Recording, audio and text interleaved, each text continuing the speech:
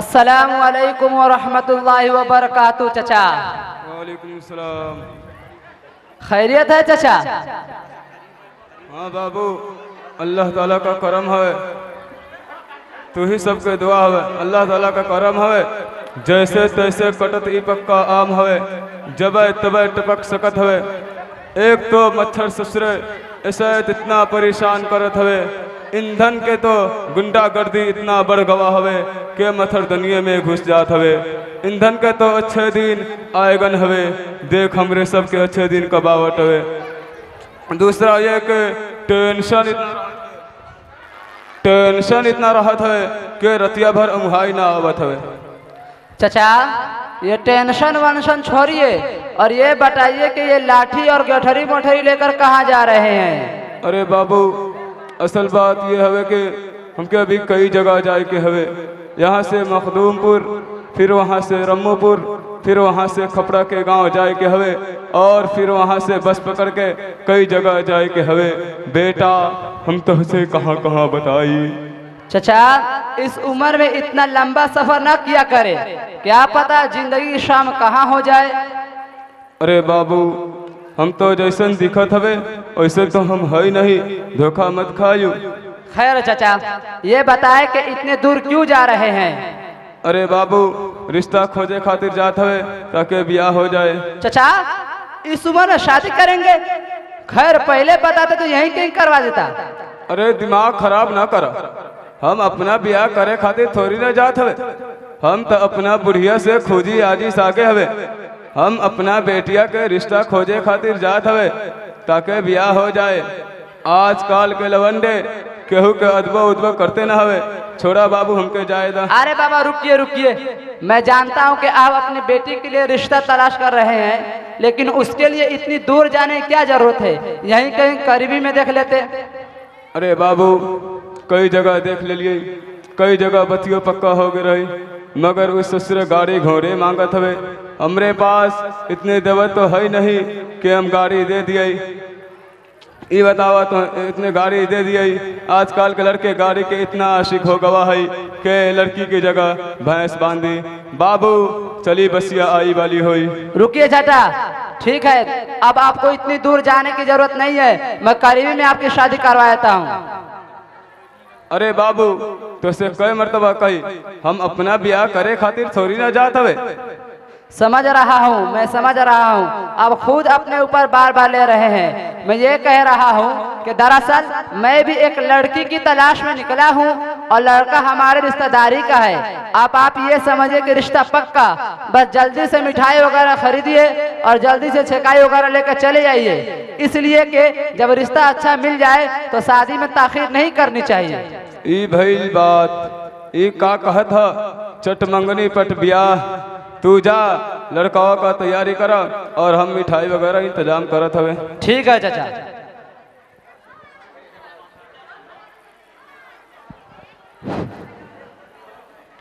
अस्सलामु अलैकुम व रहमतुल्लाहि व बरकातुहू। हजरात सब तो जानते हैं कि मंगनी और छकाई सिर्फ और सिर्फ एक वादा तो जबान से किया जाता है, उसमें मिठाई और खटाई वगैरह की क्या जरूरत है।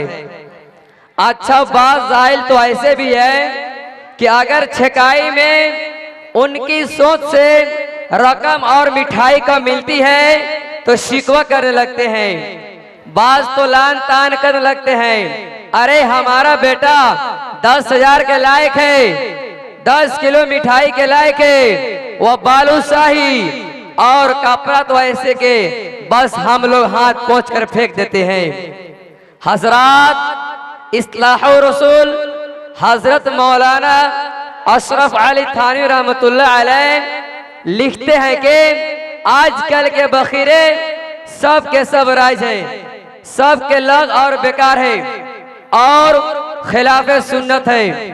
दोस्तों मैंने अभी अभी सुना है कि हमारे गांव में छकाई वगैरह लेकर आने वाला है, देखते हैं कि उसके अंदर क्या क्या खुराफात होते हैं।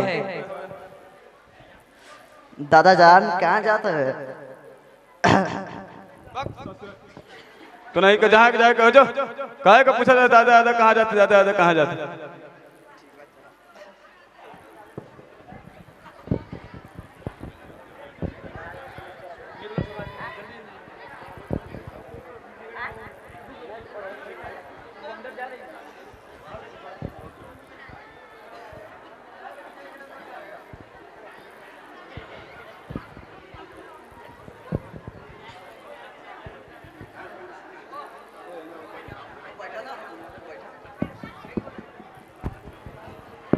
अस्सलामु अलैकुम वरहमतुल्लाहि वबरकातुहू। चाचा खैरियत है?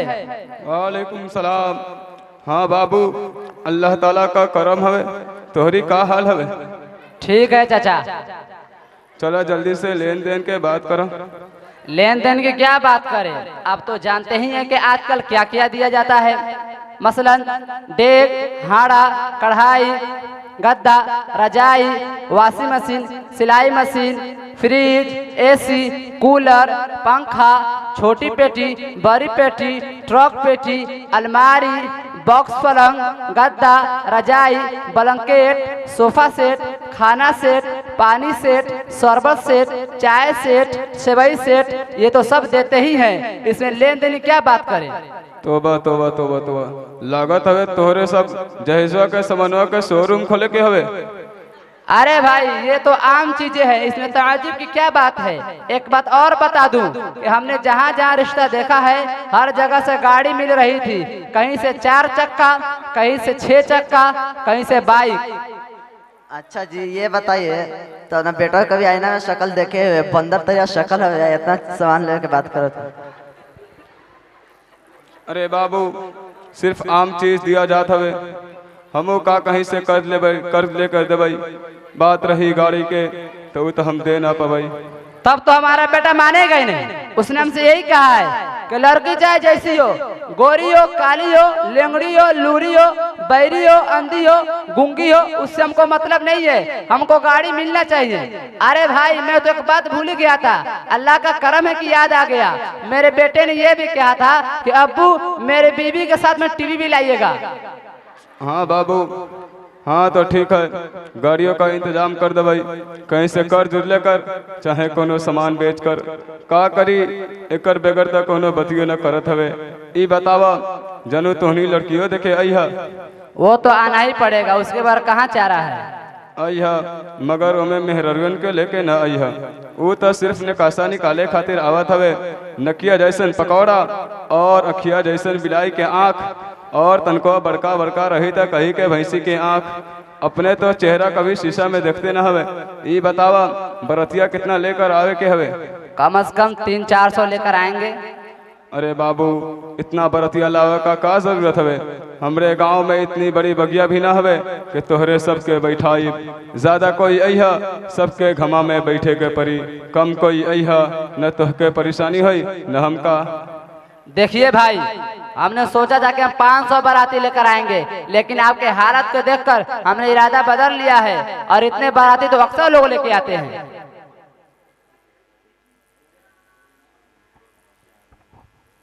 बंद करो इन खुरफात को। आप लोगों ने एक शादी को मसला तरीन बना दिया है। ऐसा लग रहा है कि आप लोग शादी नहीं सौदा कर रहे हैं।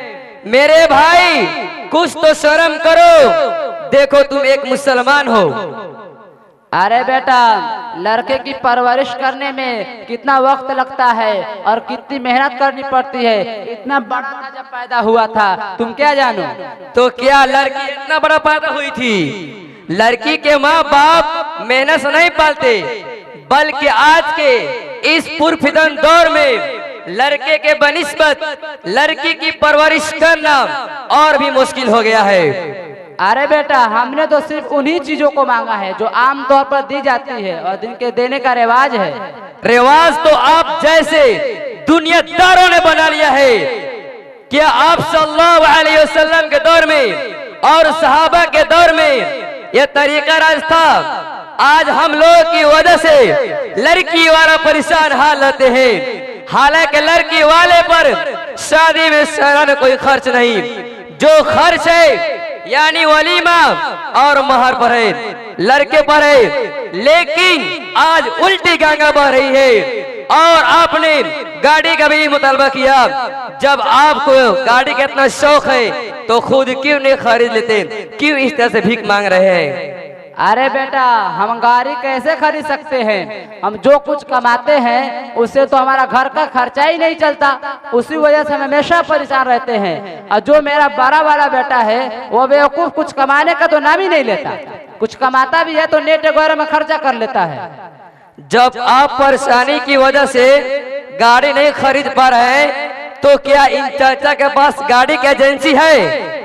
देखा बाबू, हम तो के बतावत हवे कि हमरे पास इतनी दवत तना है कि बगैर कर्जा लिए हुए साइकिलो दे दिए। गरिया के नमुआ सुन के तो हमके चहुनो आवत हवे। अफसोस है आप जैसे लोगों पर जिनको गाड़ी देने की ताकत नहीं, उनसे गाड़ी मांगते हैं। यही वजह है कि आज के बूढ़े बाप जहेज का सामान मुहैया करने के लिए कमाने पर मजबूर है। किसी शायर ने कहा है कि रहने सहने का जब से मेरा ठिकाना हो गया, रहने सहने का जब से मेरा ठिकाना हो गया, न जाने क्यों दुश्मन मेरा जमाना हो गया। बेटियों की शादियों के फिक्र में, बेटियों की शादियों के फिक्र में एक बूढ़ा बाप कल कमाने के लिए घर से रवाना हो गया और आपने कहा कि बाराती 300-400 लाएंगे। आखिर जरूरत का इस तरह लाकर लड़की वालों परेशान करने की। देखो बेटा, असल बात यह है कि हम खूब घूम घूम कर लोगों के बाराती गए हैं। अब अपने बेटे की शादी में गांव वाले और आसपास के लोगों को बारात नहीं लेंगे तो तुम ही बताओ, ये लोग नाराज नहीं हो जाएंगे?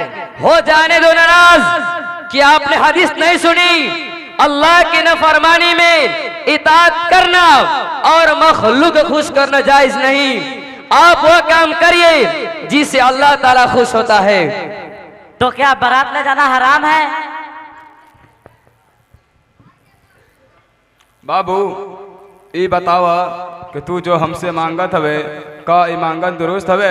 अगर कोई अपना बेटिया के खुशी से जहेज वगैरह देवे के चाहे का ये जायज हवे कि नहीं?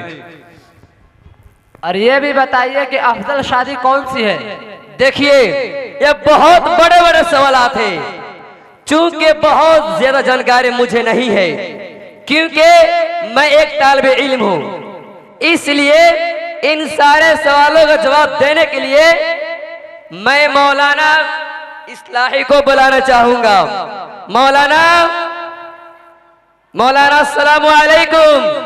वालेकुम सलाम वरहमतुल्लाहि वबरकातुह। आप इस वक्त कहाँ पर हैं?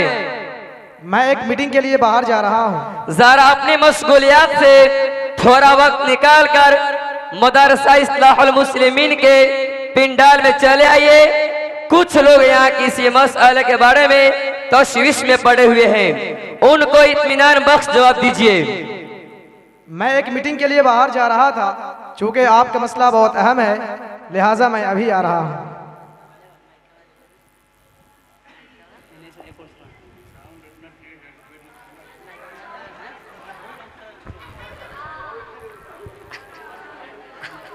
अस्सलामु अलैकुम वरहमतुल्लाहि वबरकातुह। वालेकुम अस्सलाम वरहमतुल्लाहि वबरकातुहू। मौलाना, इन लोगों के कुछ सवालात हैं, उनको हल फरमा देते तो मेहरबानी होती। हाँ भाई, बताए क्या बात है? मौलाना ये बताए, बारात कब से इजाद हुई और क्या ये ले जा सकते हैं? देखिए, मुरवजा बारात की इस्लाम में कतअन इजाज़त नहीं है। ये गैरों का तरीक़ा है और इजाद इस तरह हुई कि पहले अमनो अमान का दौर ना था। अक्सर रहजनों और डाकुओं से दो चार होना पड़ता था। दुल्हा दुल्हन और जेवर वगैरह की हिफाजत के लिए बारात ले जाने की रस्म इजाद हुई। अब तो अमनो अमान का दौर है, हिफाजत वगैरह मकसूद नहीं, सिर्फ और सिर्फ रस्म का पूरा करना और नामोरी मकसूद होती है। उसके अलावा बहुत सारे मुफासिद पाए जाते हैं, मसलन रियाकारी, तफाखुर, लड़की वालों का परेशान हो जाना, खाने वगैरह का मेयार मुतय्यन करना। इसलिए सरासर गलत और गैर इस्लामी है। इस रस्म ने तो मुसलमानों को तबाह कर डाला है। इसलिए हमारे बाज अकाबिर मंगनी को छोटी क़यामत और बारात को बड़ी क़यामत कहा करते थे।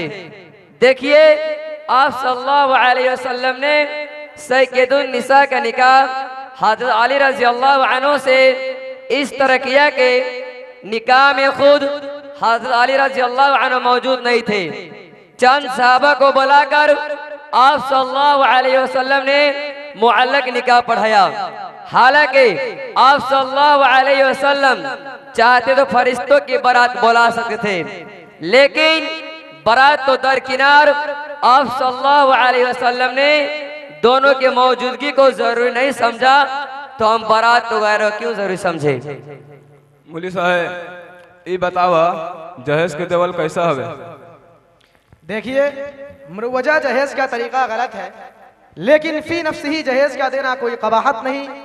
जबकि फतवा दारुल उलूम जिल्द नंबर 8 सफ़ा नंबर 662 पे है कि माँ बाप अपनी बेटी को अपनी खुशी से जितना चाहे दे सकती है।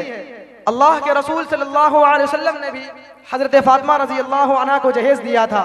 चुनांचे मौलाना अशरफ अली थानवी रहमतुल्लाह अलैह इस्लाहुर रसूल के सफ़ा नंबर 93 पर रकम तराज है कि सय्यदतुन निसा का जहेज देना 2 चादर यमनी, 2 निहारी यानी रजाई, 2 गद्दे, 1 मशकीज़ा, 1 तकिया, 1 प्याला है।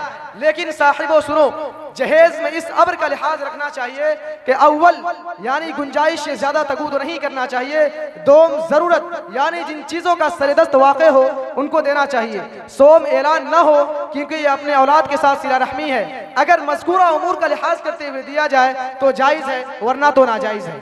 मौलाना अभी आपने बताया कि मरवजा तरीका गलत है, तो सही तरीका क्या है? देखिए मौलाना अशरफ अली थानवी रहमतुल्लाह अलैह फरमाते हैं कि लड़की को जो कुछ देना है उसको रुखसती के वक्त नहीं देना चाहिए, क्योंकि वो उसको देना नहीं बल्कि वो तो सास ससुर को देना है। और सही तरीका ये है कि ये चीज़ें सरदस्त अपने पास रखे, और जब लड़की अपने ससुराल में खूब घुल मिल जाए और जब वो अपने घर वापस आ जाए तो ये सब सामान उसके सामने रखो और कहे कि ये सब चीज़ें तुम्हारी हैं। यही सही तरीका है, लेकिन आज इस तरीके को कोई अपनाना नहीं चाहता, हालांकि यही सही तरीका है। मौलाना साहब अभी आपने फरमाया कि हज़रत फातिमा रज़ी अल्लाह अन्हा को अल्लाह के रसूल ने बाद चीज़ों में दहेज में दिया था, मगर यह सामान हज़रत अली रज़ी अल्लाह अन्हु की ज़रा बेचकर बतौर सरपरस्त दिया था, तो अपने पास से तो नहीं दिया था। देखिए मुफ्ती शब्बीर साहब फतवा कासमिया जिल्द नंबर 12 सफ़ा नंबर 26 पर तहरीर फरमाते हैं कि आपका यह कहना सही नहीं कि अल्लाह के रसूल सल्लल्लाहु अलैहि वसल्लम ने हज़रत फातिमा रज़ी अल्लाह अन्हा को जहेज का सामान हज़रत अली रज़ी अल्लाह अन्हु की ज़िरा को बेच कर दिया था, बल्कि वो अपने पास से दिया था और हज़रत अली रज़ी अल्लाह अन्हु की ज़िरा की कीमत बतौर महर में दिया था। मौलाना ये बताइए कि जहेज का मुतालबा करना कैसा है? देखिए फतवा कासमिया जिल्द नंबर 8 सफ़ा नंबर 606 पर है कि लड़के वालों शादी ब्याह में जहेज का मुतालबा करना नाजायज और हराम है, और इस तरह भीख मांगना घटियापन है। हदीस शरीफ में है जो शख्स मालो दौलत की लालच में शादी करेगा अल्लाह ताला उसको फकीर बना देगा। मौलाना ये भी बता दीजिए कि निकाह का सुन्नत तरीका क्या है?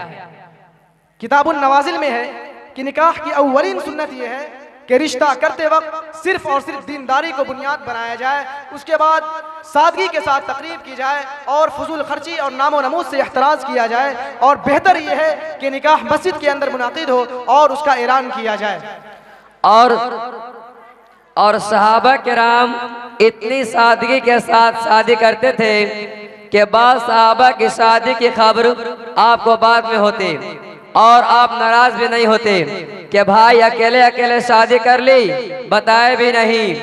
इस पे सारी शर्तें और कायदे जो हम लगा रखे हैं, जब तक 1000 आदमी ना बुलाया जाए, जब तक पिंडाल ना लगाया जाए, जब तक हाल बुक ना करा जाए, उस वक्त तक शादी नहीं होती। हुजूर अक़दस सल्लल्लाहु अलैहि वसल्लम इन सब चीजों का दूर दिल में ख्याल तक नहीं आता था। इंसान अपनी जिनसी ख्वाहिश के खातिर गलत रास्ते तलाश न करे, लिहाजा हमें चाहिए मुरवजा तरीक़े और शादी ब्याह में जो रस्में और खुराफात होती है उसके लिए मुकम्मल इज्तिनाब करे, वरना हमारा माशरा दिन ब दिन शादी ब्याह की वजह से मजीद तबाह बर्बाद हो जाएगा। मौलाना आपका बहुत बहुत शुक्रिया कि आपने तमाम सवालात का तसल्ली बख्श और दलाल का सवाल जवाब दे दिया। इंशाअल्लाह अब हम भी अपने बच्चों को गैर इस्लामी तरीके से इज्तनाब करते हुए और शरई शादी करेंगे और दूसरों को भी इसका तरगीब देंगे। और चाचा आप भी सुन लीजिए, अब हम अपने बेटे की शादी आप ही की बेटी से करेंगे, लेकिन जहेज में किसी किस्म की साजो सामान और गाड़ी का तलब किए बगैर, क्योंकि मौलाना के बयान ने तो शादी ब्याह के खुराफात और फजूल खर्ची के मुतालिक हमारी आंखें खोल दिए। हमें चाहिए कि इस्लामी तरीके पर चलते हुए शरई शादी करे और दूसरों को भी इसकी तरगीब दे। मौलवी साहब तोरा बहुत एहसान भवा कि तू हमके 3-4 लाख रुपया कर्ज लेवे से बचा देला। मौलवी साहब अब चला जावे। अस्सलाम वालेकुम। वालेकुम अस्सलाम व रहमतुल्लाहि व बरकातुहू।